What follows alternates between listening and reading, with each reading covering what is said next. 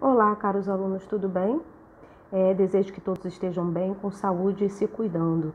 Eu sou a professora Fernanda Caldas de Química e hoje vamos falar sobre a química orgânica, iniciando um estudo breve de histórico da nossa disciplina. Em 1777, foi proposto pelo químico Bergman a separação da química em química inorgânica e química orgânica. Segundo ele, a química inorgânica seria a parte da química que estuda compostos extraídos de minerais, e a química orgânica seria a parte da química que estuda compostos extraídos de organismos vivos, animais e vegetais. E com isso, mais tarde, nós temos, definido por Berzelius, a teoria vital, que defendia então a ideia que os compostos orgânicos viriam apenas de seres vivos, que são os responsáveis para produzir os compostos orgânicos. Ou seja, tais substâncias não poderiam, de nenhuma maneira, serem produzidas artificialmente. Então, a teoria da força vital ou vitalismo acabou atrasando muito o desenvolvimento da química orgânica, porque os cientistas ficavam limitados a apenas animais e vegetais e não tentavam outros tipos de reação química. Isso aconteceu até que o químico alemão Euler ele resolveu sintetizar um composto orgânico, que é o cianato de amônio, inorgânico, que é o cianato de amônio, para obter um composto orgânico, que é a ureia. E com isso, acabou derrubando e desmistificando a teoria da força vital. Ela foi derrubada completamente.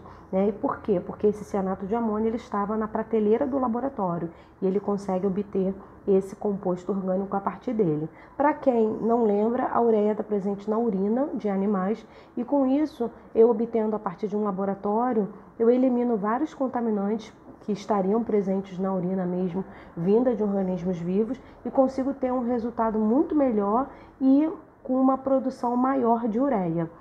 Esse incentivo, essa descoberta aí dos compostos orgânicos vindos de laboratório também promoveu um incentivo para vários cientistas poderem, então, arregaçar as mangas e irem para os laboratórios para produzir novos compostos orgânicos, aumentando, assim, consideravelmente a quantidade de compostos orgânicos conhecidos atualmente. E nós temos Kekulé, que foi o químico, então, que definiu a química orgânica pós, as reações de síntese vindas de laboratório.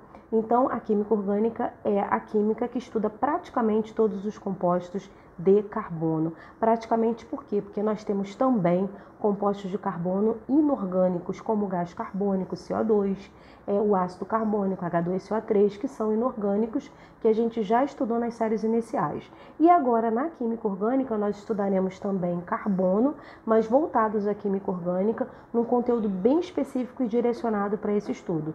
Então, não precisa se preocupar em confundir as coisas, porque o nosso conteúdo de química orgânica é bastante específico e aí a gente vai conseguir identificar sempre quando se trata de uma questão de química orgânica.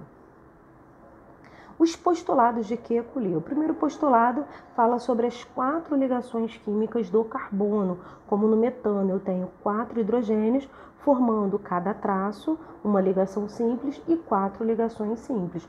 O metano está presente no gás do pântano, no gás do lixo, no gás natural veicular. E aí, como exemplo bastante importante, é o menor composto orgânico existente. Então, o que nós acabamos de ver? As 4 ligações covalentes do carbono, ou seja, o carbono é tetravalente, fazendo então 4 ligações que podem ser de diferentes maneiras. Vamos ver então outras possibilidades de ligações covalentes. Agora eu tenho 2 ligações duplas no carbono central grifado de amarelo, somando então as 4 ligações do carbono central. Na lateral eu tenho a direita e a esquerda, carbonos formando ligações simples com seus respectivos hidrogênios e a ligação dupla do carbono central que faz parte de ambos, somando 4 ligações sempre por carbono, ok? A gente tem que olhar as ligações em torno daquele carbono analisado.